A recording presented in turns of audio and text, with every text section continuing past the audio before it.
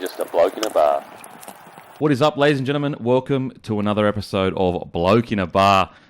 Just the first thing you got to look at, or if you're listening to this, we've got the bloke shirt started. How good are these? With one of the blokes himself. Have a look at him. Fuck yeah. These haven't been released, bruh. Really? Oh, how good's that? I am here with David Nofoaluma. What's going on, brother? Not much, bro. Good to be back. Mate, you had a little hit in the golf course. How'd you hit him today on the golf course? Haven't played in 7 months, so wasn't too good today. Wasn't too good, a bit rusty. No. Did you start off bad, then get in your head, or it slowly deteriorated? Nah, I was just bad from the start. I'm just used to it. Yeah. It wasn't too bad. But Who's the best golf player at the Tigers? right now, I don't know. I don't know. Yeah. Who do you play with? Well, I used to play with Benji. Yeah. He was the best. Really? Was he gone? Yeah, he's gone. He's He gone. bust you now. He's off you. Yeah. Oh no, he's not off me. But You beat him, bro. He's rushed you. no. He was the best when he was at the club. Yep. I know a few boys play. Yep. But yeah. He's it's like he's that kind of guy that's good at everything. Do you know what I mean? Like he's so skillful that he's just mad. Oh, 100%. Yeah. What's with a guy like Benji? Like, what's something that you've seen him do? Like either at training or like because he's such a legend of the game. Like in my opinion, I think he changed the game more than any other player. Like, you know, there's no other player that we sit there and go, oh, Benji, flick pass, Benji step and that. You know what I mean? Yeah. What's something that you would explain to a young kid that you've experienced with him?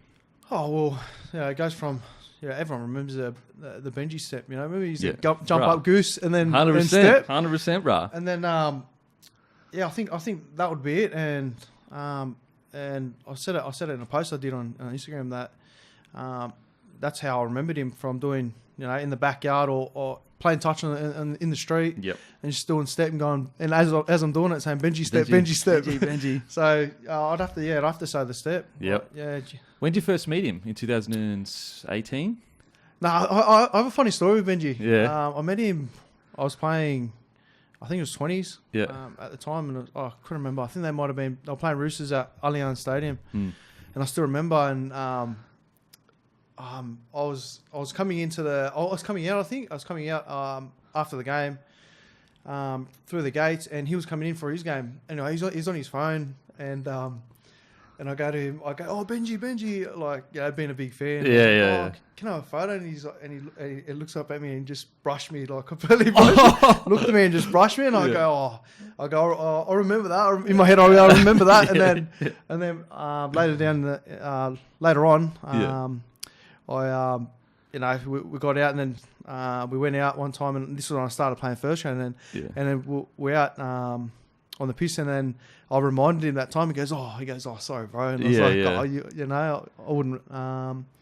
He goes, "It was such a long time ago." But for me, it's like if there's any other like 20s players, I'm like, this guy could, you know, play with me. So I don't want to say like brush any player off or anything like that. It's different. Like people don't realize, like when you're in Benji Marshall's shoes, you get pumped so much that like if you're on the phone or whatever, it's just like, man, I just got to keep going. If I stop here and get a photo, then I'm just gonna get pumped even more. Yeah, and this is like this was in like 2010 or 11. Yeah, so he was the grouse then.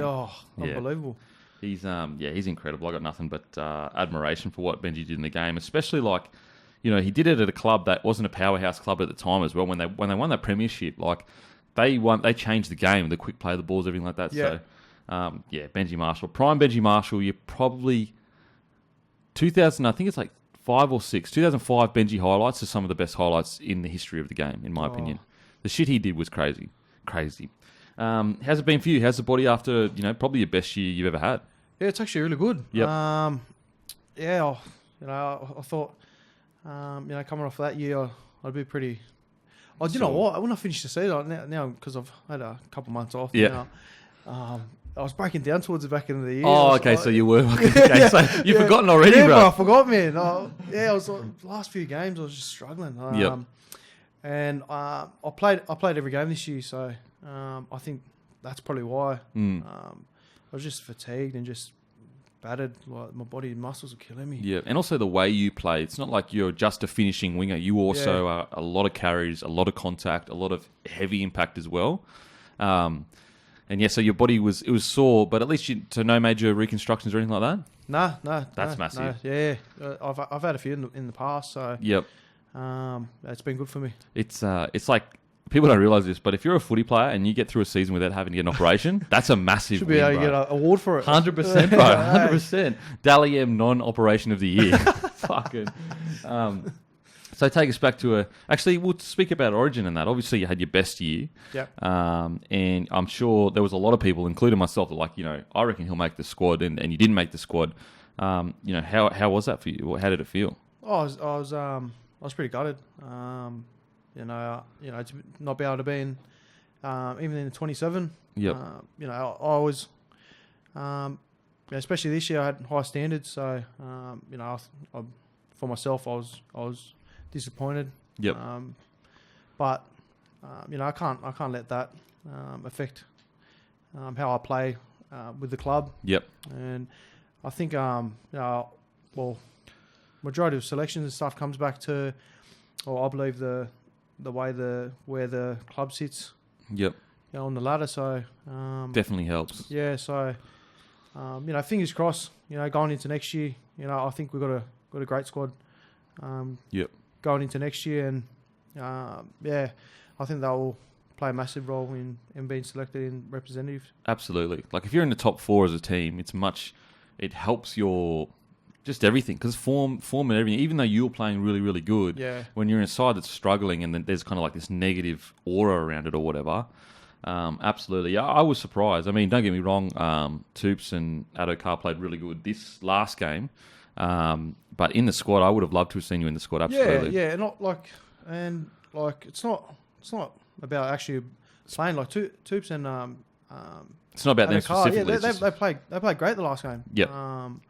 And they're there for a reason, and I respect them. But even just to miss out in the squad, that's what kind of gotcha. Yeah, gutted me the most. It's one of those things you've just got to it gutcha, and it's killing you because you're so competitive and you want to represent that jersey so badly. Yeah. But at the same time, the only way to do it is just put your head down and go again, kind of thing. Yeah, exactly. Okay, so take us back to a young Noffa, young Nos. Where'd you grow up? Newcastle. Born in Newcastle. No, I was born in Newcastle. Born in Newcastle. Newcastle. In 1993. Yep. And then I shifted over to, at a young age, I moved to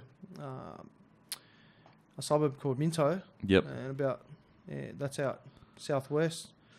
And then from age of 2, moved to Roos, which is not far from there, not far from the stadium there at Lemire. Yep. And then ever since I stayed there for a bit, and then from then on, I just I'm first grade now living in my own house. And yeah, how good's that? From all the way from bloody Minto's a pretty it's a country town kind of thing, or country-ish. Yeah. So back in the day, it used to be all housing commission and stuff like that. Okay. But now they've did a massive. So is it like city there, or is it housing commission out country? Yeah, it's kind of like because I don't really know New South Wales that well. Yeah, so it's probably like country, housing commission out country, but yep. So I'm happy the government have developed new houses. Yep. And so was that was your parents were they first generation Samoan, both of them, or just one of them? So just one of them. So was my mum. So I actually grew up with my grandparents. Oh, really? Yeah, okay. Yeah, I grew up with my grandparents. Okay. So at a young age, mum couldn't look after me, so yep. She passed me on to my grandparents, and they kind of raised me, and I think they did a pretty good job. Yep. Considering Bloody oath. Considering played NRL, bros. Yeah. So yeah, they did a good job, and yep. And then. So are they Samoan or were they Aussie? They're Samoan, yeah. Okay, so did they come over from Samoa when they were younger? Yeah. Okay, yeah. So that's incredible to think, their journey as well. Like they come over from Samoa and somehow get everything, start from nothing, from zero. Yeah. And then be able to give you a life. You know what I mean? It's just incredible. Yeah, so I and they're real old school, so I can only imagine what it'd be like, back then. Oh, my God. So, and I had cousins live at my grandparents', so it was like 8 of us in one house. Oh, I swear to God. Yeah, in like a 4-bedroom house. No way. I can only imagine what it'd be like back then. So there was 8 so it was basically, it was kind of like, and again, let me know if I'm speaking incorrectly, but with with Samoan culture, very family orientated in the sense of like cousins and that can live together, whatever it is to get the family kind of buy. Is that the sense of? Yeah, I think I know.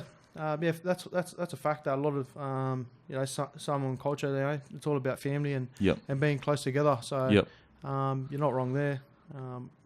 So what's some of the fondest, like 8 people living together? What was some of the? Did you play footy against each other, or was it just like when did you start playing footy? Oh well, from memory, I actually started soccer first. No way! Yeah, fucking hell, bro. That's why we're wearing the shirts, man.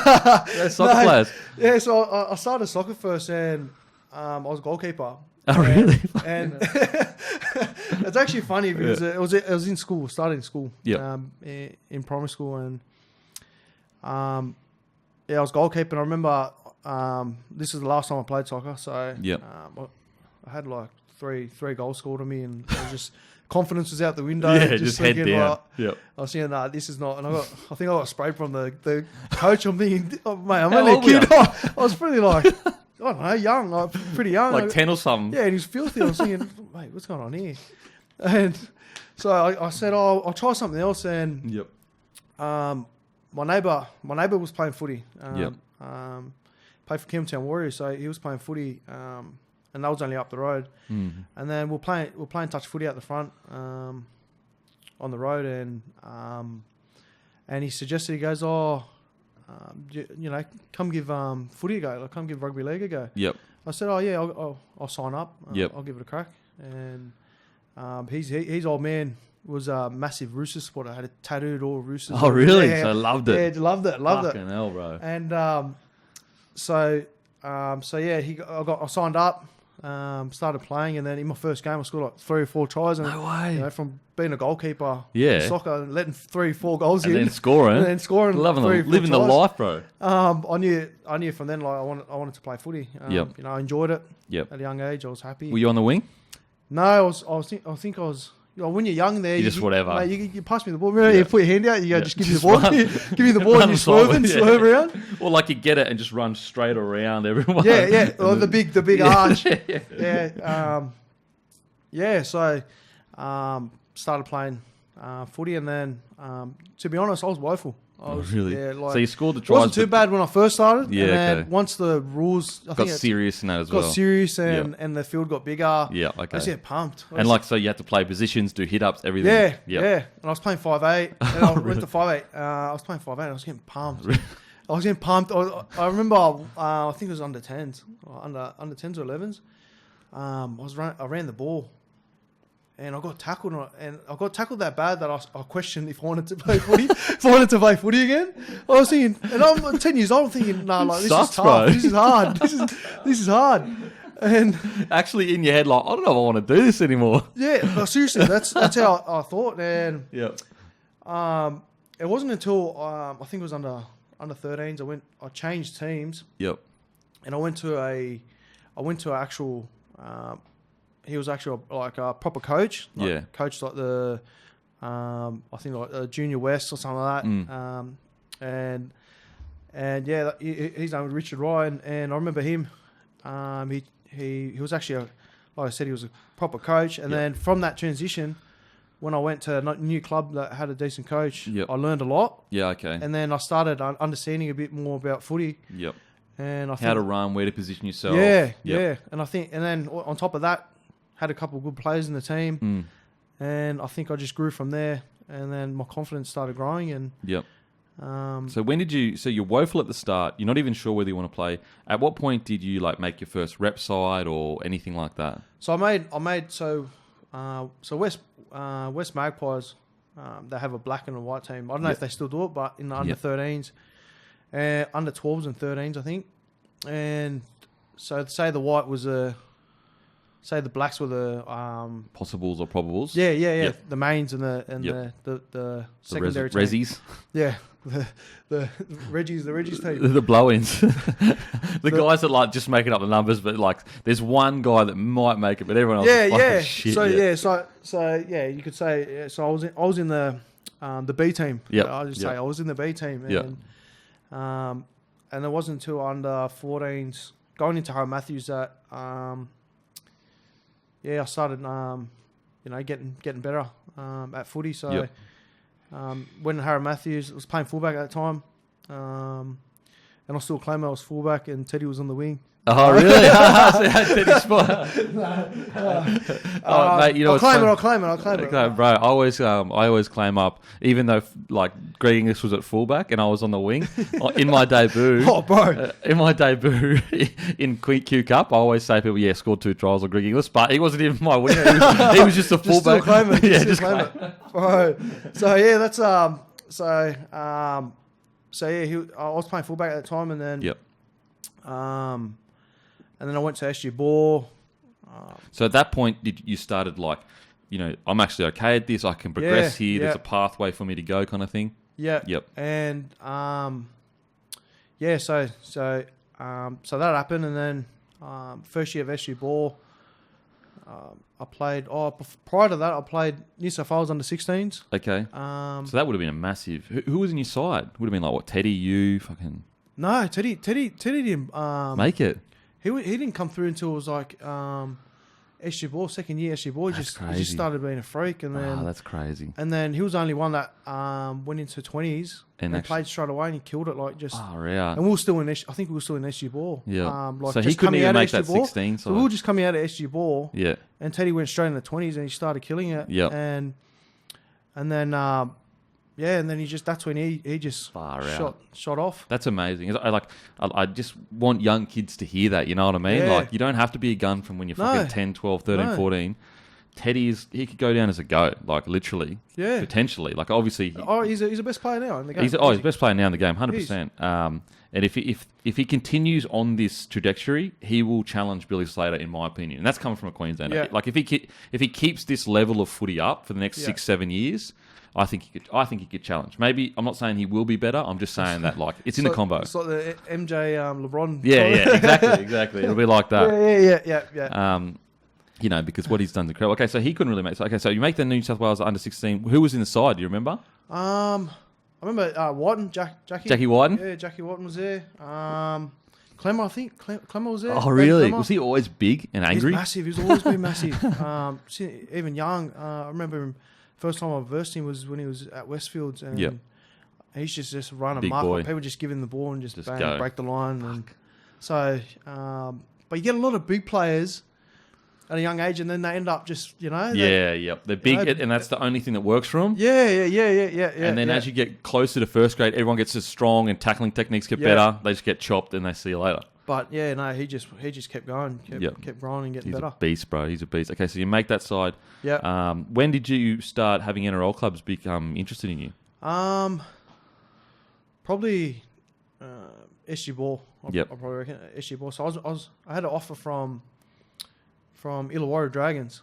Oh, really? The Dragons? Steelers. Sorry, Illawarra Steelers. Steelers. That's right. Yeah, Steelers. Yep. And I was going to sign with them, and I couldn't remember. I think it was a travel thing that made me stop. Like, as in having to drive an hour to training every day and drive an hour back. Yep. And at that time, West Magpies was just up the road, so much easier. Much easier. So I said, maybe later on, when I can, drive and all that. Yep.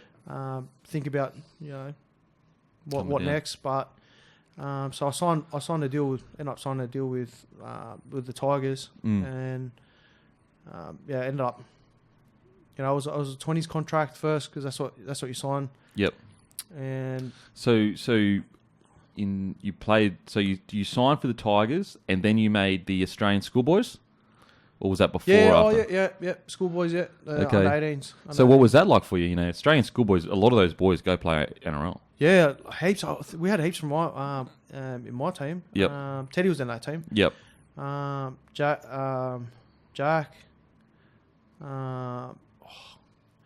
Who else was there?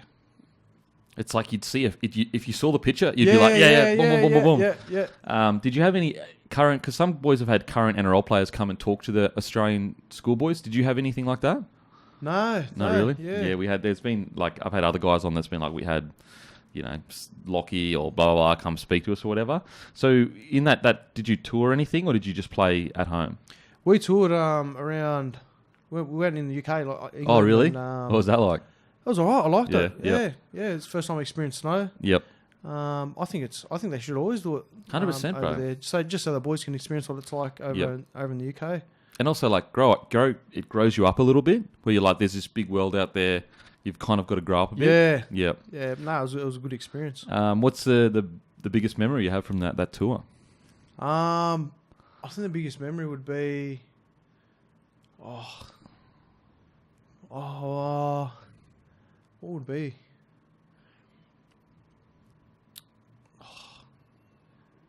No, it's probably.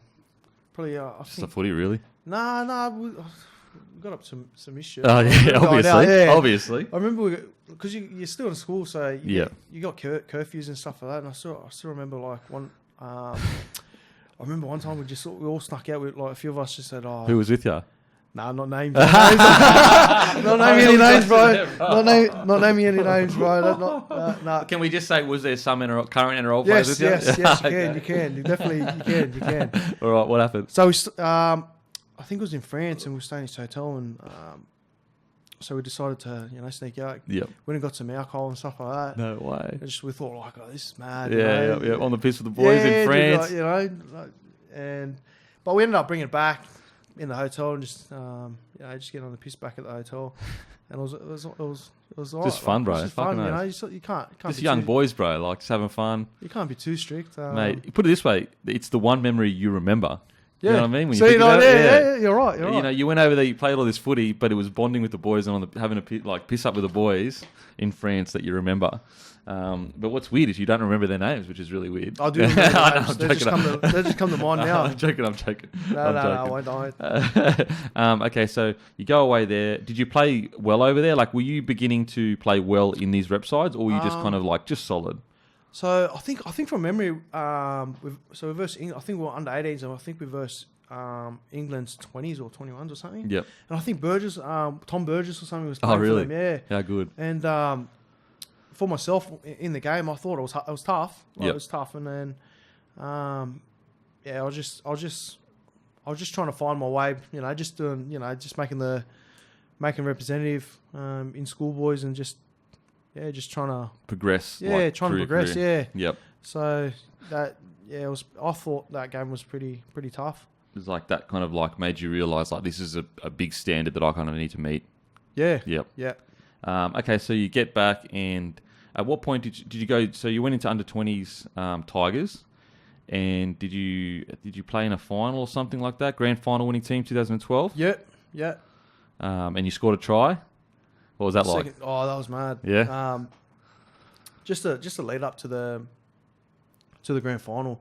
That team that we had, we just like. Was this like Mitchell Moses, Luke Brooks, No. like fucking Teddy? Oh, he would have been already up by then, 2012. I think. Yeah, Teddy's playing first. Teddy's already up. This one. So do you know who was on the wings?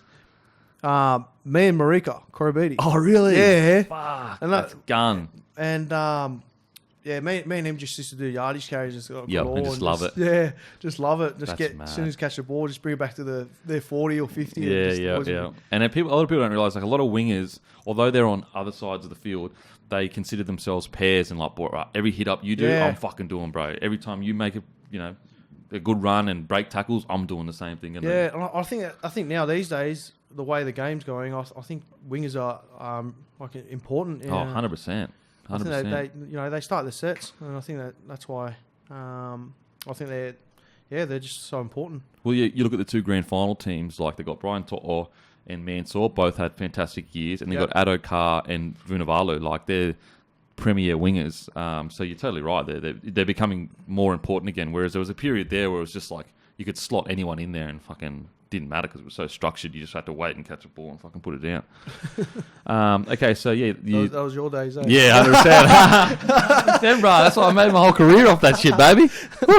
That's what I'm talking about. I'm not trying to get hurt. Fucking hell, I'm not trying to get all fucked up. I'm trying to score tries and take the glory, baby. Just a short ball. 100%. Just dive over. Like, literally, as it's coming to you, you're falling to the ground. Just dive over. Okay, so, the grand final time, then you signed a 2-year contract with the Tigers. Is this your first, when you signed, after that grand final, then you went into first grade squad? Yeah. So I signed a contract, first grade contract. Yeah. I think it was 2 years from memory. Yeah. I signed for 2 years. think it was 13, 14. Yep. And then after that, re-signed for 3 years, I think. Okay. Because I remember I came off contract in 2017. Yep. And so in the first, you signed that contract. What was the first preseason like when you rocked up into that first grade squad and we're like, holy shit, like. I still remember my first preseason. My first preseason. Yeah. You when you're young, you just want to when you're just motivated. You just want to you want to impress. You don't want to impress the coach. You want to impress the older boys. Yeah. And I still remember we had an not army camp. We had a camp, and I was going hundies. I was going hundies. 100%. And that hundies, I fainted, bro. I fainted. Oh, just like normal fitness? No, like it was like big, like all these drills, like boxing. We had to get in the ring, do some boxing. I remember getting in the ring with Chris Lawrence. I was getting in the ring, he's flogging me, and I'm thinking like, and I'm here trying to be all tough, like young, just like I'm trying to show everyone that I can have a go. I can have a go, and that's a mentality you got to have. You got to have that, bro. Otherwise, you get eaten alive and spat out, bro. And our trainer at that time, he was like, I think he was just like, toughness. Was that Ronnie Palmer? No. His name's Portis, Luke Portis. Okay, and he's just tough. It was just all about mental, like just crazy. And so how'd you pass out? So like I was going hundies. So we finished all that, and then we had. I don't know if I did something like I missed something or I couldn't really remember. Like missed a time or something, and then you went hard? Yeah, maybe. Yeah. So they said, I'll go on the rollers and do this certain time. And when you go on, you get a time, you think. You go, you front load, you go hard. Yeah. So I'm front loading here, going hard on the roll. And it's harder for like, it's easier for like real tall people, man. 100%. So I'm here going hundies on the roller, going hundies, and next thing you know, I'm going hundies, and then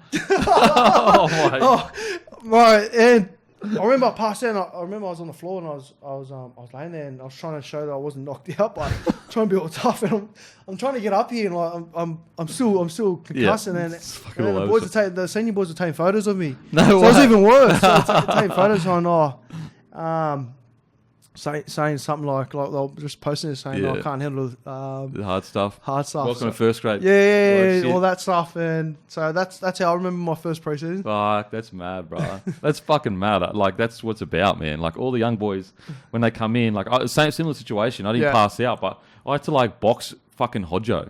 And Hodjo's massive, bro, and knows how to fight. I didn't know how to fight back then. He just punched me head in. But yeah, it's they do it on purpose. Like they want to see who's fucking. I reckon. For sure. Okay, so you do that, and obviously you stay in that first grade squad, and you make your debut in round 10 of 2013. Yep. How did that come about? So in 2012, I just come off the grand final. I just come off the grand final, winning the grand final with the 20s, and so I had one more year on. I think from memory, I had one more year or something, or 1 more year on my contract left, and I was working for one of the sponsors at the club, and what work were you doing? I was doing I was working at a factory, like doing that. Like it was a company with Easy Truck Seats, like one of the sponsors, the main sponsor. So you were training full time and also working. Yeah, so I was doing that. So what was that the day like for you? It was pretty busy. So I'd go work. What time? No. So when I started first grade training, like pre-season stuff, I was full time then. Okay. So that was in 20. So yep. So that was going into 2013 when I went into full time. So yep.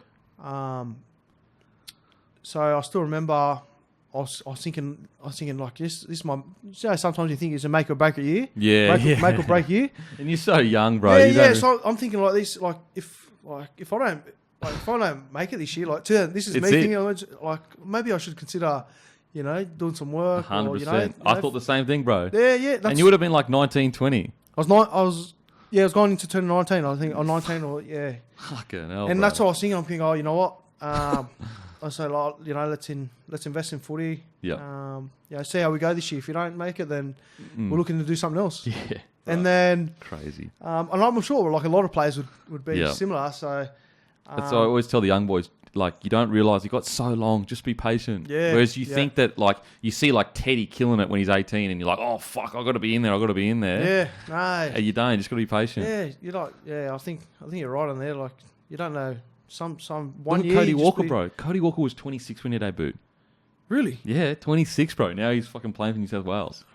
Good on him, man. Fucking That's oath, mad. bro. Okay, so you're sitting there and you're kind of feeling like, look, I'll give this one last crack, or I'll go back and work for that job that you had before, or maybe I would have gone. Come on, man. Wow, that was no way. What was that? What did that job entail? Just heaps of labour? Oh, just heaps of labour and just the thing that done my head in. I hated it. Like so, I was actually happy that I experienced the work working because I was thinking like waking up early and just going to some 9 to 5 job, just going there, just turning up, and these old blokes, yeah, mate, like, that's the way it is, bro. It is. You're right. You're totally right. And then getting them to tell you, bossing you around, trying to like staunch you because you're a footy player. No, not just that, just because I'm young. And really? I used to get staunched all the time as a footy player. Yeah, sorry. And in my head, I go to work, and then they're getting these guys like yapping at my head, and I'm just like, fuck, like, I'm trying to just like do my own thing, and then like.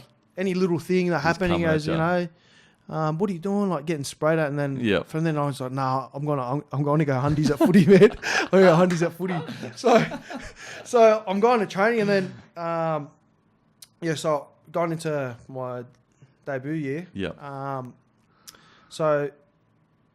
Leading up to. So I was still in 20s. So it was my last year of 20s. That's why I said make or break year. Yeah. So it was my last year of 20s, and then round 1 came, so I was playing in 20s, and Tim Sheen's. So I was playing fullback, and then I was playing centre. Yep. I started in the centre, and then fullback, centre, and then I went to wing. So, and the reason why I went to wing was that's because Tim Sheen's wanted me to play wing. Okay. And then so going into the season, the start of the season, so I played round 1, and this one Mitch and that were coming through, and I played round 1. Did my MCL. Did my MCL. Fuck. It's about what 6, 7 weeks. 8 weeker. It was 8 weeker, and I was imagine me like thinking head off, make or break. My head fell off. I'm thinking nah, done. I was like, I was thinking the worst things like and then so you think because like in your head, because you're so young, you don't get it, but you're thinking like this, like my career's over, like pretty much, like I've done my knee, someone else is going to get the jump on me. No, I wasn't. Nah. Like in my head, no one's going to be. Okay. Like, So I'm always going to get my position. Okay. Like, you know, that's why I think anyway. But it wasn't so much that; it was more the NRL. Like making NRL. That's what I'm saying, though. That's what I'm saying. Like someone else get the NRL. Yeah, I thought you were making No, not the 20s. No. I meant like you sitting there going, I'm injured. What if someone else goes to the wing and plays really well in NRL? Yeah. And then you lose that, like, down again, that picking order. Yeah. Oh, well, yeah. Well, yeah, definitely that. Yeah. So I had a million things going through my head. Yeah. And, excuse me. And so that happened at round 1. Yep. And then I was thinking, I was going to cut it. I was going like that. That's it. I think it's time to hang up. Like, I did my MCL. Like, I'm sick of this. Yep. I'm on peanuts. Yeah, didn't tell for training and that. Oh yeah, no, like I was working that. It wasn't too bad. Like, but it was more so, like because I'm investing so much in footy. Like, it's just it can be draining at times. Yep. And at a young age, I was always a hard, like, always wanted to be the best trainer and stuff like that. Yeah. So that happened in round 1, and then I went and spoke to my granddad, and he just said, you know what, give it one more crack, see what happens. Yeah. And I said, oh, you know what, I'll take your word. So I rehabbed, and then just getting hammering rehab, and then came back round. So I came back 2 weeks earlier. Yeah. Because it was meant to be, I think it was meant to be 10 weeks because it was that bad. I think really? Yeah, did a bad job on it. Yep. And then I came back round 9 or 8, and I remember I scored a double, so I killed it. Really? Off the bat? How good's that? Like, first game back, I was blowing, but my mentality was like, I need to kill this. Like, this is round 9, round 8, 9. I got to do something. So that happened, and then I still remember the day. I was training. I was still training. Just going about like a normal day, normal week, and Matty Utah went down. He went injured at training, yep. and and then so captain's run happened, and at that time, everyone sort of trains on the day, like even if it's not with the team, like on captain's run, everyone, another team, the players that aren't playing are still got to do something, you know what I mean? Yeah, be there. Yep. Like do a little bit of fitness maybe or whatever it is. Yep. So I was doing that, and Matty Utai just comes in limping because he had a protocol to pass and he didn't pass it. So I started getting butterflies, and I'm thinking it's always something. Like I started getting nervous, getting nervous. No way, this is happening, no way. Yep. And then he comes in hobbling. He goes, just to let you know the good news that you're going to be debuting. And I went, bro, like my heart was pounding. Like, I was thinking, like nah, like I'm getting shivers. Like I'm thinking, man, your whole life leads. What like leading up to this moment, or just like just Matty telling me that, and just tomorrow I'm playing, like, and I remember everything, man. I remember everything, and I got a good story out of it too. So the game comes. And the first person that told me, that came up to me before the game, was Lottie Cleary. He came up to me. Oh, really? So this is what got my nerves away. He goes to me, do what you've been doing in 20s. And he said, he goes, just be yourself. Play the way you've been playing. Just don't focus on that. Don't overdo it. Don't overdo it. Just, don't be too nervous. And then from then on, I was like, hearing from Lottie. 100%. Lottie's a goat, One of the best wingers to play the game. Easy. Yep. And then we went in change rooms and came out. And then as soon as I came out, all my nerves went away. How good's that? Yeah. And then the game happened, and we were versing South. And and I remember, so this was in 13 when like that team they had red hot. They won the next year. Yeah. They won the following year. Yeah. And my memory from that game. It's pretty funny. So a kick goes through down South inside the 10. Yeah. G.I. picks the ball up. Oh no. He's getting to open a gap, and anyway, he goes through this gap, and I'm thinking, bro, I'm going to chase him down, bro. Like, this is G.I. Man. This is it. He's the best, bro. Like, I want to make a statement here. So I'm turning around, I'm chasing him. He's probably like 3 meters away from me, and I'm looking at his boots. I'm looking at him, and while I'm running, I'm like, firstly, I wanted to make a statement to chase him down and go like, So I'm chasing him, and he's 2 meters away, and I'm chasing him, and I'm watching his shoes, I'm watching his boots, I'm looking at the screen, I see the big screen. Yeah. So I can see me chasing him. I'm thinking, this is hectic. Like, I'm chasing GI here. I forgot about the whole statement. I was chasing GI. I was like I was in love. Like I'm running after him, and I'm thinking like, this is GI. I know this was what's running through my head. Yeah. And I can see his boots. I'm watching his boots, and then next thing you know, we're down in there 20. I'm thinking, I've got to do something here. So I dive, completely miss him. He's like 4 meters away, completely miss him. And I'm just sitting there like, I don't give a shit. Like, it's GI. It's GI. Yeah. It's so funny. Like at the start, you're like, I got him here. Yeah. And then he's just like, he's like, we're like that at the start, and then he's drifted away. But mate, how good's that? It's like such a small moment, but it's like to think that, because in my opinion, Greg Inglis is the GOAT outside back. Like best centre, all time, easy. And like even just outside back in general. Like if I have to choose one person that can play wing, centre, or fullback, I'm GI. Easy. GI. So to have that moment, like you're just thinking like, it was at ANZ, did you say? ANZ chasing the Goanna brah gun. Okay, so you lose that game, but the next game you score the match winner. Yeah. What was that like? Walk us through against the Penny Panthers. No, not the Penny Panthers. That was against the Cowboys. Cowboys Leichhardt Oval scored the match winner. What was it like? I think that was one of the great best moments of your career. Like as in from at the start of my career. I think that was up there because we're coming off a massive loss. 7 game losing streak. Wow. I think. And you just got pumped like 54-10 to the Rabbitohs the week before. Yeah. And then okay. So we're playing against Cowboys, and then it was 1 minute to go, and got the ball and just somehow got in the corner and just all the boys just going crazy, and it was just a moment to remember. 100%, bro. That's what you play for as a winger. Yeah. You've got the moment of the match is in the balance, and it's your job to get it done. And like a lot of people don't get it done, but wingers, a good winger, they get it done. Yeah, and I think especially my second game in NRL. 100%, bro. 100%. So that happened, and then then the Benji try happened. Benji Marshall crossfield kick bomb. Yeah, so before that happened, right? Yeah. Oh, the story. So before that happened, okay. we're playing the Sharks, and me and Timmy Samoa were on the wings. Yep. And I still remember we're playing at Shark Park. Anyway, the Sharks every time they put a kick down, right? I'd pick it up and I'd drop the ball, man, or I'd get dragged out. yeah. And I come in at half time, and the coach goes, "Mate, like you're doing this, you're doing." I'm thinking here, like this is my third game or something, or whatever. I'm having a Barry Crocker. And I'm thinking, I thought I was killing it, and then everything, my world just was like, fuck, I'm gonna get dropped here. Yeah. I'm gonna get dropped here. Yep. So I'm thinking the worst thing going into the second half. All I'm thinking is like, I'm not playing next week. Yeah, I'm Dunsky's here. 100%. Yeah, I'm gone.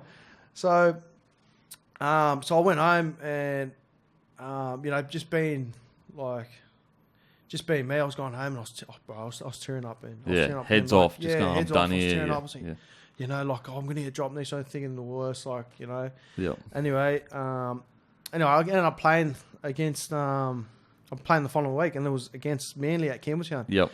And then that try happened, and I'm thinking,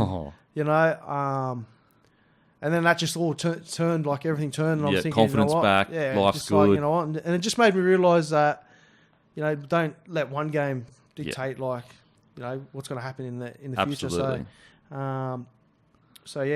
that happened, and I was right. That blew up, and it went to ESPN. I was overseas. It was an incredible try. I got Dally M try of the year. Do you remember much of it? I mean, I'm assuming you don't remember it. You probably just remember the feeling around it, probably. Around the try when it happened and that? I still remember a bit. Everything? Yeah, everything. So did Benji call it early? What happened? So we did that during the week. Benji goes, let's try this, we'll give this play a go and see if it works. So I said, yeah, no worries. And then in the game, I can see him, the way he was lined up, and I think from then on, me and him had that connection. Like, I just knew if something was going to happen. Yep. So I put myself in the position where I had a feeling something was going to happen, and it would likely happen. That's what good combinations that a lot of people don't realize are important. You can look at his body language and be like, Benji's doing something here. I've got to be ready. Whereas another player, you might be like, does he want me to fight? Is he kicking? Yeah, is he going long? Yeah. Yep. Yeah. So that happened, and he put the kick up, and I just remember chasing, and then I obviously jumped, and the ball, I still remember the ball. So I caught the ball, and I felt like I started going forward. Yep. And I didn't really, because the adrenaline was running, I didn't feel the impact from the tackle. So I'm in the air, and then everything went slow mo. Yeah. And I still remember everything went slow mo, and I'm holding the ball like that, and then I'm bringing the ball in front. I'm looking at the ground, going, I can get this. Yeah. And then and then once the ball went down, just everything went back to fast mode. Yeah, no, it's weird. It's a similar-ish moment happened in one of my tries where I don't know what it is, but it just feels like it's slowed down. Like you can see everything, and then boom again, it's gone. Yeah. So that was mate. It was an incredible try. It was incredible. So that year, you got named as Rookie of the Year, or as one of the Rookies of the Year for Phil Gould. I don't know if you know that, but he called you one of the Rookies of the Year. Yeah. And I guess I'm sure you started to feel that although you weren't a full-time first grader in the sense of guaranteed your spot, you still felt like I should be here. Is that what you were feeling? Yeah. Well, I was trying to, at that time I was trying to establish myself. So I thought I was in a good position to be able to, be a good contender for my position. Yeah, cement it and make it yours kind of thing. Yeah. I thought, and that's what, that's the stage where I was at, and yeah. So that was, it was an incredible year, especially topping off with that try. Okay, so 2014 rolls around, and you are named in the Samoan side. How much did that mean to you? That would have been just good for you. In 2014? Yeah, 2014. Named for Samoa to play Fiji. Is that 14? No. Oh, but then you're ruled out. You're ruled out with a knee injury. Out. Okay, sorry. So scratch that. Scratch that. Get that out in the edit. So you had a season-ending ACL that season. Holy shit. 14? 15. That was 15. Was it? It says in round 18, it says 14. Oh, okay. Was it? It says in round 18, Nofoaluma suffered a season-ending ACL knee injury. You scored 7 tries for 15 matches. And then after... Yeah, I remember it was late in the year. Okay, and then you had another injury early 2015, an ankle injury. That's what it's saying anyway. No, it sounds... But anyway, your first full that like ACL is a serious injury. Did that rattle you at all, or not really? No. Like, no. Like, obviously, injuries... I think it was more so the recovery. I think everyone can agree with me with the first period of recovery, and then when you get to that level or that stage where you're starting to run again and you're getting back in the... I reckon it's more so the team environment, being on the field training. Absolutely. Instead of getting flogged in the gym and all that. Yep. So, and they walk past you and you're just in a fucking rehab You're on the group. bike or the grind, on the bike, just on the grinder, drenching, just torture. You're not even running. Yep. So, yep. That I'd say that's the only tough thing from that. And then I came back 15. Yeah, came back 15, like I think it's like mid-year. Played 10 games. Then you made Prime Ministers against Papua New Guinea. Yeah, 15. That's what it says anyway. Oh, well, when I came back, actually, I think it might have been my first game. Yep. And Teddy made a break. Yeah. And untouched. I'm supporting him, untouched. Throws a ball, bang, dropped it right over the line, untouched.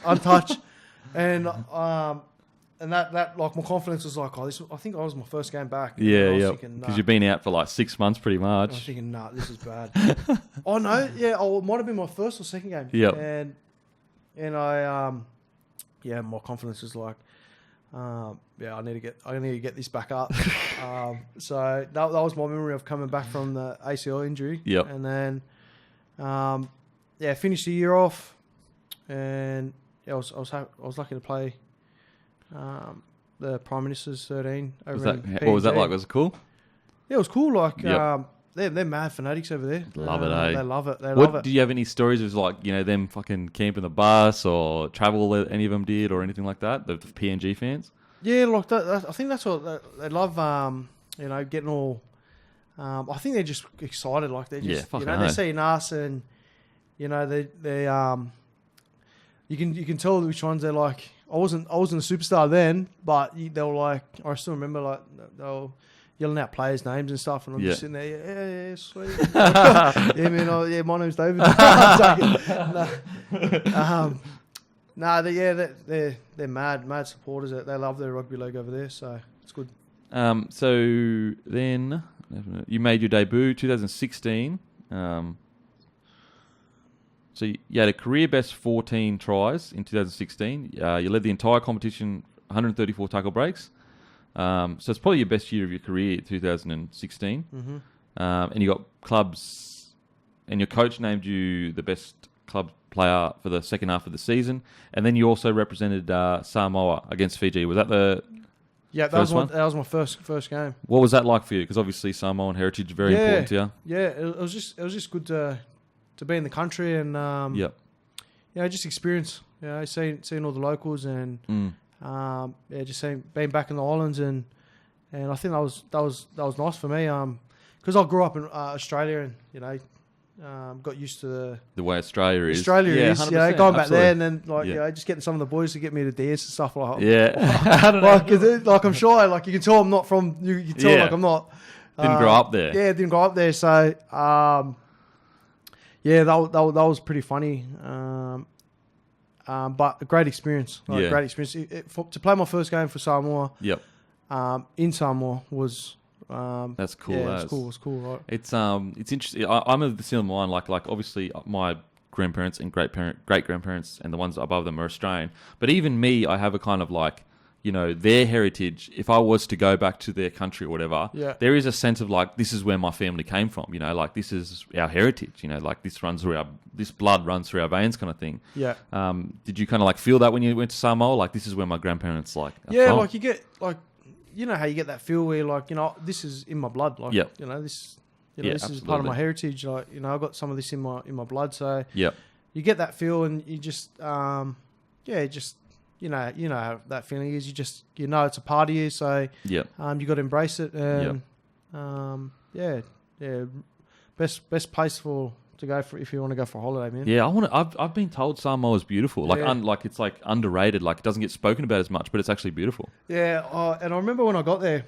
I got a story. So I remember when I got there, and I jumped in the cab, and I was speaking. I was on the phone or something. I was speaking to someone back here, and I was just talking normal, and this cabbie, he was thinking, oh, you know, I'll probably scraping me a few dollars here. Yeah, and he's talking. He's on the radio. He's talking in Samoan, like he's telling the other cabbies like, oh yeah, and he's talking about money and stuff like that, like you know, on a like charge he spoke or something like that. I couldn't remember, or it might have been at the end of the trip. Anyway, and then I understood what he was saying, and he didn't realise it. And then I said to him, like, I know what you're saying. And he goes, oh, shit. Like, he goes, oh, yeah, no worries. But so you understand Samoan a little bit? Yeah, I understand. Someone was talking to me fluently in Samoan. You can understand it? I understand it. Oh, that's cool. That's really fucking cool. Yeah. And so he was sitting there just trying to rip you off. Yeah. And you could hear him. I could hear him. I don't know. I sort of like, I got him, you know, I know what you're saying. Yeah. And what did he say? Was he like, oh, sorry? Yeah, he's just like, you know, like he buckled. Yeah, what a dog. That's fucking bad. That's so good that you can understand what he's saying. Okay, so you're named in 2017. You were named as the winger in the Rugby League Players Association Dream Team, which is fucking awesome. Yeah. So I guess like you're just kind of like progressing on your 16 form. Like 16 was your best year. You go again, 17, another great year. Yeah, but 17 wasn't. That's when Ivan came in. Yeah. Okay. And I got the sack. Like that's when I got dropped. Yep. Oh, okay. Yep. And so you fought your way back into the side. Yeah. So yeah, my thing is like, excuse me. So my thing is like, I got dropped, and a lot of players just shoot like, you know, let's go. I'm just going to go to another club. Yep. And yeah, I don't know. I just found it a challenge that I wanted. You know, I always thought like, you know, I want to be. So this is the start of 2018. 17. 17. Okay. Oh no, sorry, 18. 18. Yep. Yeah, I thought 17 was. Oh no, 17 was a good year. Yeah, bro. 17 was a good year. Yeah, I was like, bro, you played mad at 17. So 17, bad. you get dropped and you don't make the round one side, and again, you came off 2 really fucking good years, and you just signed a 4-year contract. Yeah. The year before. Yeah. So you got dropped, and what did you say? Were you just like, you know what, like, I'm fucking. Well, were you just ready to rip and tear straight away to get back in there, or? Yeah, like yes and no. Like at the start, I was kicking stones, like, you know, just like filthy. But then I end up coming back and just, you know, find my groove again, and I finished off the year, I thought, really well, and then 18 was 19. Suffered a shoulder injury in pre-season. Yeah, last day of pre-season. Oh, bro. Last day. You know what? And then you think, ever since then, I'm thinking on the last day. So the last day this year went past. I'm thinking, I'm not doing anything. No contact. No contact. No, nothing risky. Yeah. So that from that, I just wigging out about it as you do. So 2019, and so that's also when Madge came to the club, isn't it? Started 2019. Madge was and so, on board. like, you would have heard rumours that, or not even rumours, like just that he's a tough coach, like standards. You got to meet him. Even I know that, and I've never met him, but I know that he's just a hard man. What was it like, that transition period of getting used to the standards that he expects and meeting them? Well, you know, for me, I like mental toughness. Like I like that. Like, you know, from how I grew up and stuff. So that's like challenging to me. Yep. That's what I like. Yep. So I like that. So you were actually keen as to get it. Yeah, I was keen as. I like that. And then he come on board, and just I remember that first preseason. I started. Everyone would agree, man. I asked anyone in that year, 2019? 2019, I think. Yeah. 2019, man. I remember we did an army camp, and I think he'd done it with South back in the back in 2013 12, or whatever. 13, 14, whatever, yeah. And we did this army camp. Oh my God. How many days was it? I think it was 3 days. Yep. It was 3 days, but it's longer than 3 days because you probably don't sleep in the fucking 3 days. Oh man, I get nightmares thinking about it. Like I never. Oh wow, like that bad, that bad. Just in the trenches, like just. Was it like no sleep and all that kind of stuff, or just like a lot of you work? Probably have a couple. Like majority of the time is like, say we're doing whatever. Any like say for 5 minutes or 10 minutes, bro. You're making the most of your sleep. 100%. That's the only sleep you're getting. Like you just conk out and just or sleep. Like you might get 2 hours between. No, you won't get 2 hours, man. Oh, really? You get like 10, 20 minutes. What, at night? Like like throughout the day. Like you have 10 minutes here, 5 minutes there. Yeah. Then someone's talking, but you just see all the boys just conking out. But at night you get like 2-3 hours sleep. 2-3 hours, 2-3 hours. And they come past and wake you up. Yep. That was bad, man. That was bad. And then everyone, I don't know. I don't even want to talk about it, man. Because it does your head in. Yeah, mate. I think I've done like 3 or 4 camps now. You can't I can try and explain to you how hard they are. Yeah. But you just never get it because you weren't there. Yeah. You know what I mean? You weren't a part of it because it was just hectic. Okay, so that happens. But then was it kind of like after that you get into the season and it seems like you're playing I think you're playing the best footy you've ever played under Madge. And do you think that's because he has brought out even better standards in you? Yeah, I believe so. Yep. I think, like I said, like the way he coached, and then obviously he got to know me as a person, and I think that plays a massive role in, especially for myself. Like if I don't get along well with my coach, like that's it's hard to communicate. Yeah, hard to communicate, and I think me and Madge got on well, and then it just progressed from there. And I do believe he got the best out of me. It's been going well for me.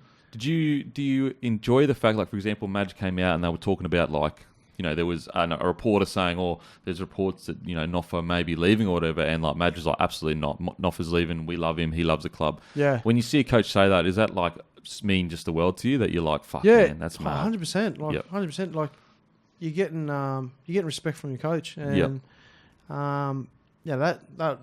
that there just like that means a lot to me. Like, well, you run through a wall for a bloke that says that, you know what I mean? Because they want you.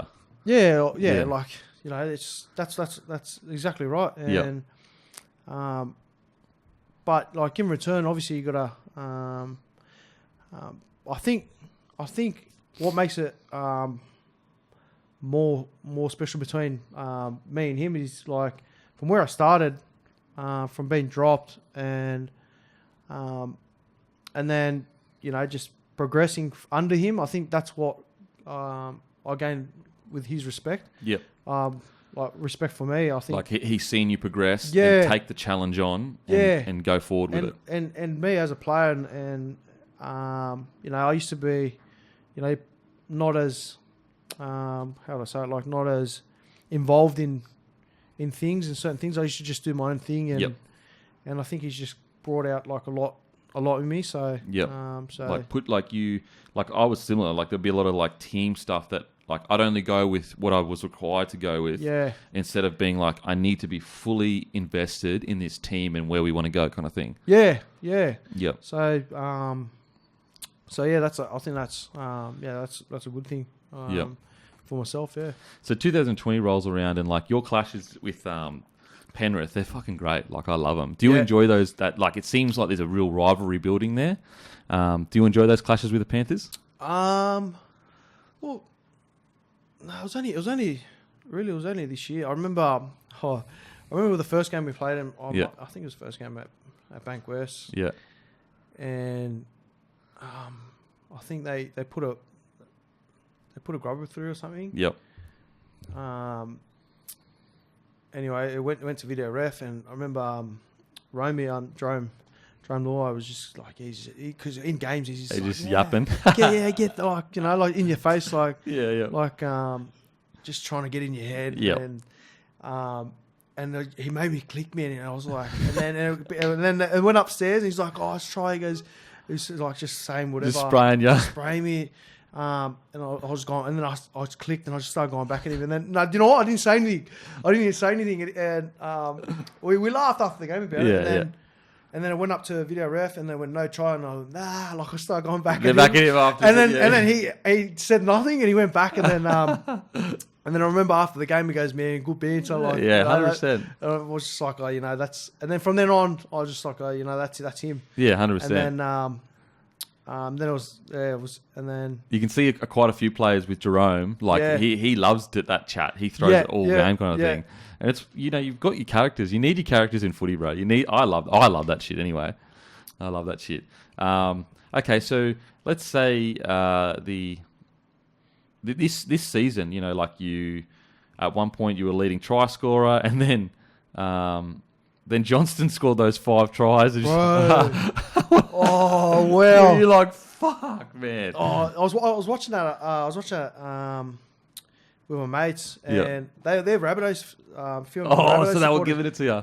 Yeah, big time. They were like, "Oh, Johnson's going to get out." So I was like, you know what, and I remember I was leading most of the year, so I'm thinking, surely I'm right here. And then the last few games, I think it was like third last round or second, I just didn't score, and I'm thinking, bro, I was starting to get nervous. I'm thinking, it would be nice to get top tries. It's just a cool thing to get.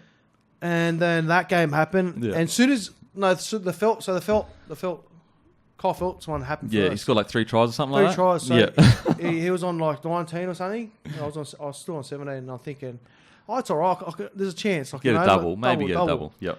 And then here comes Johnson, bro. he comes out of nowhere. You know what burned me the most was when Corey passed it to him. I'm thinking, and then when he scored that, I was like, he's got it, man. He's got it. Yeah. So I just accepted it. I was like, he's got top try scorer. Good on him. Oh fuck. And then I played the last game, and the boys were like, you know what, we're going to try and give you the ball as much as we can. Yep. So then the last round happens, and I'm playing on the wing. Anyway, Benji hurts his knee, goes off. And he's like the link man. So the team reshuffles, I end up going fullback. Oh, so I'm thinking, wow, like there's like this is so last round I've been playing wing all year. Going to fullback. Yeah. I'm thinking, and I didn't, you know what? I didn't even worry about the score. I had to score 4 tries or something. Yeah, you're not going to be able to. No way. No way. That's hilarious. And you had been so consistent for the whole year, you know what I mean? Yeah. And then just all these blokes just scoring mad tries at the end. Good on him. Like, it is what it is. But it is what it is. It happened. It's just fun. It's the fun, competitive nature of footy, Like, you compete, but you also respect them, Like, exactly. And he's a legend. So is Kyle Phelps. Okay, so this season, I mean, I personally think it's been the best year of your career. What do you think was different this year for you? What do you think you felt? Did you feel like you did anything different, or just clicked for you? I think I could say both, man.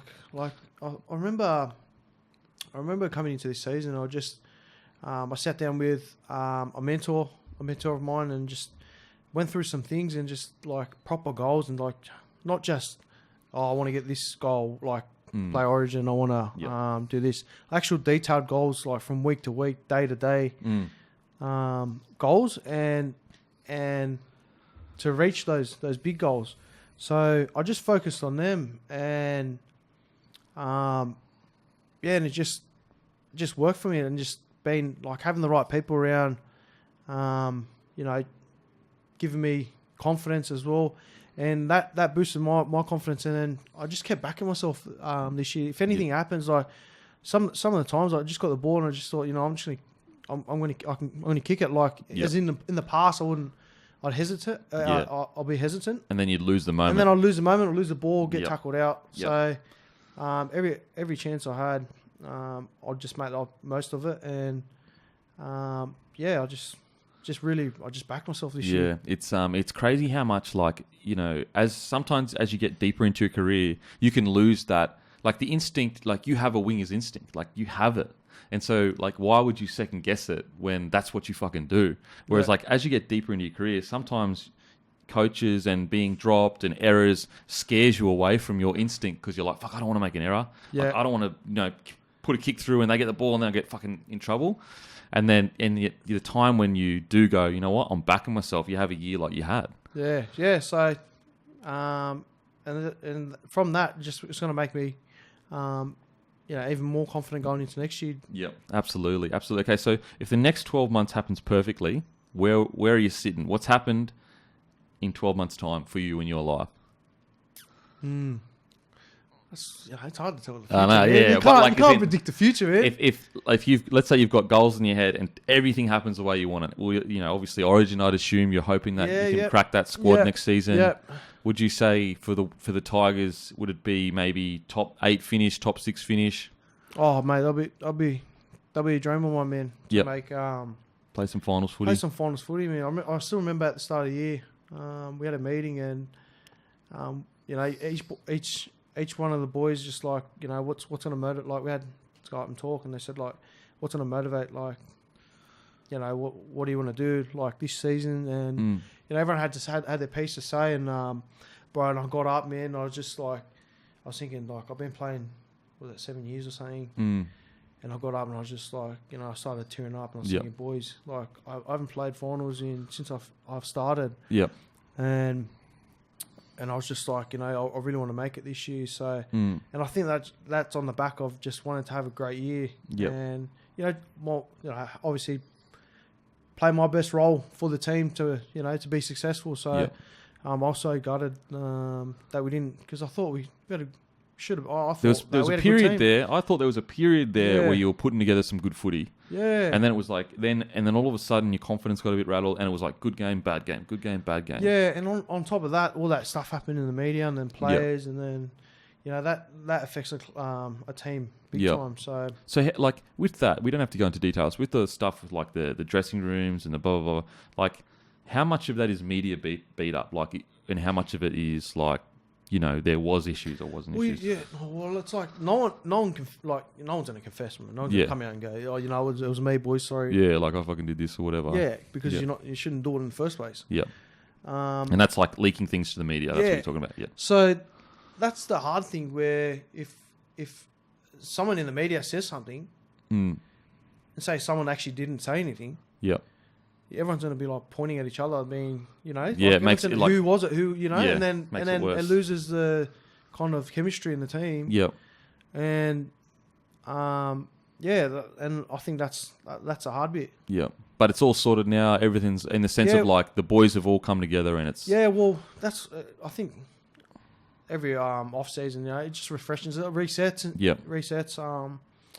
And I think it's going to be good to see Jimmy Tamea come on board. He'll be great for you guys. Just for leadership, for leadership. So because you have a relatively young forward pack, like people don't realise that your forward pack's quite young. Yeah. So I think Tamea's a great buy. I reckon too. And so if the Tigers have been such an interesting team to follow because you've probably underachieved the last few years. What's something that you would, if you've got a diehard Tigers fan in front of you and they're like, mate, we fucking love yous, we ride or die to the death. What would be something you would say to them going into this new year as a, you're one of our, the Tigers' most important players now? Yeah, I think, I think, it's just been, like it's pretty hard. Like after, so many years, that they've been through. Us as players and, club to fans, I think, just give us belief, that kind of confidence. We got a whole different, we've got a few changes that have been made, and the real fans are, they're the real ones. That they're have loyal. been there the whole time, and that's the ones that you appreciate more because the bandwagon. Say if we go to the finals, then all the woodworks come out. Come out. All the kitted. Day one Tigers fan. Yeah. So I guess what you're kind of trying to say to the diehard Tigers fans is new systems have been put in place. Yeah. And trust this system because we believe in it as well, kind of thing. Like Madge, it's from the outside looking in. It looks like Madge is putting in new things, and it's going to pay dividends down the track. Yeah, like he's changed his staff around. Yeah. He's got a few new staff members. Yeah. He's signed a few players, and he's only going to sign more players. I'm assuming this off season. Yep. and on top of that, he's got young talent, signing young talent. Like, there's a lot to look forward to. Yep. But the fans are only feeling what I'm probably feeling worse than what the fans. Yeah, you're feeling as much as they're feeling. I'm the one that's playing and feeling the pain. Yeah. Yeah, that's the thing. I always try to tell fans is like, trust me, if you're hurting, I promise you the boys are hurting so much, like just as much, if not more than you're hurting. Yeah. Even though it might not look like it because you see, they're smiling at the end of a game or whatever. Trust me, you're going home and you're sitting there going, fuck me, man. And watching the finals, even for myself, watching the final, just watching the play, I'm burning. Yeah, 100%, brother, 100%. No, I think, look, yes, it wasn't the best year, but also there's, there was huge things that happened at the club 2 years ago that like salary cap this and big decisions. And I think it's going to take a few years to just like bring it back around and then you'll see the dividends. Yeah, and you've got a relatively young squad as well, which is really good. Yeah. And I just think that we just need to make the finals, man. Yep. Get some finals experience. Yep. I think once we taste that, like, yep. We've beaten top teams like that, Yep. We've been top teams. So like, it's just being able to, get the right boys in the right headspace, and during the season, and just being that tight knit, that just to be able to stay consistent throughout the year. Absolutely. No, I totally agree. It's there's evidence there that you can do it. It's not like and it's no disrespect to any other clubs, but there are some clubs that like you look at it and you're like, mate, they just can't make the 8. They can't make the 8. Whereas I feel like I look at your squad and I'm like, they can if everything gets put together correctly, kind of thing. It's West Tigers is such an interesting team, like such an interesting organisation. You know what I mean? Because like you're such a rich, like massively followed club with a huge amount of fans. It's interesting. I hope these go well because I truly believe that when footy's at its best, the teams of Western Sydney are going good, in my opinion. I think the teams out west or in the heart of Sydney, when they're going good, it's better for footy, in my opinion. So I do want the Tigers to go well. I'll ask all the boys this. Favourite rapper of all time? Favourite rapper? Favourite rapper? I feel Drake. Drizzy? Yeah, Drizzy Drake, man. Rapper, you reckon? Yeah, he's a runner. I'm taking the piss, bro, because I'm 33, bros. I think I'm 33. Who are you going? I'm going Eminem, bro. Eminem's a guy. I'm joking, bro. You're a dog, bro. I'm joking, bro. No, it's all good. Favourite movie of all time? Favourite movie would be... what would it be? What first came to your mind? You don't have to lock it in, but what first came to your mind when I said that? Longest Yard. The Longest Yard? That's a great movie. Yeah. You're being a real Mick asshole. The big guy. The big guy. I think that's it, brother. We've been going for fucking nearly an hour and 15. Goes quick, bro. Thank you so much. As I said, I think you've had an incredible year. I think you're pretty unlucky to have missed that squad, New South Wales squad, but I think that you'll probably, next year or two, you'll probably be in that squad. I love watching you play, bro. You made my team of the year, put it that way. Oh, you got Dally M. Did you get Dally M Winger of the year? Yeah. What was that like? Fuck, got to talk about that. I was just like, I was at home. Yep. So I was at home and I was on TV, so I didn't get any notice. And Harry messaged me. He goes, "Are you going to the studio?" Yeah. And I'm thinking, what? Why are you going? He goes, "Oh, why are you going to studio?" And he goes, "Oh, well, I've got invited to for the award thing." Yeah. And then I'm thinking, "Oh, well, I haven't got it then." Really? Yeah, I just thought like you had to. The players receiving awards would go. Yep. So I thought I just assumed that, and I go, I'll just watch it. Just just nothing else just to do. See who got picked. Yeah, 100%. Anyway, so the show was going on, and then lucky enough my name got mentioned. Yep. And I was screaming. David's probably heard me. I was screaming, bro. You're just going, fuck yeah, that's mad. It's like it's nice to be. Recognised for like 100%. Especially when I feel like I felt like I've invested so much this year with, from off field to on field, everything, just everything, and to be rewarded with that, it feels good. Like, mate, absolutely, like the team of the year. That's what. Yeah, I think that's that's what you play for, you know. 100%. That's got to motivate you going into 2021. Yeah, I'm ready to go, man. Fucking oath. Yeah, bro. Anyway, congratulations. Incredible year. And thanks for coming on. Thanks for having me, bro. Boom. Just a bloke in a bar.